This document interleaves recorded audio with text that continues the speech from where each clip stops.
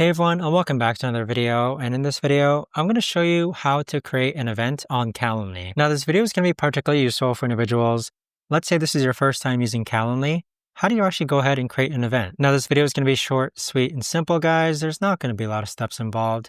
Now, in order to do this, let's first log on to Calendly. Next, click on Create on the upper right-hand corner. Now, you have between different event types. You can create a one-off meeting, a meeting poll, a one-on-one, or a group event. Go ahead and click on one-on-one meeting. And with this, you are going to need to upgrade if you want more than one event type.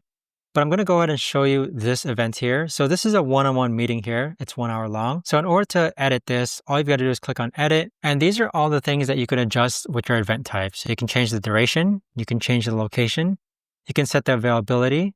You can set how far ahead can invitees schedule an event with you. You can see the working hours, and you can also see the host. If you click on more options, you'll be able to add a description, buffers, the booking pages, payments, etc. But that right there, guys, is the best and easiest way that I know of to actually go ahead and create an event on Calendly. If you guys know of a better or easier way to actually do this, let me know in the comments down below. I would love to know. Thanks so much for watching, everyone, and I'll see you guys all in the next video.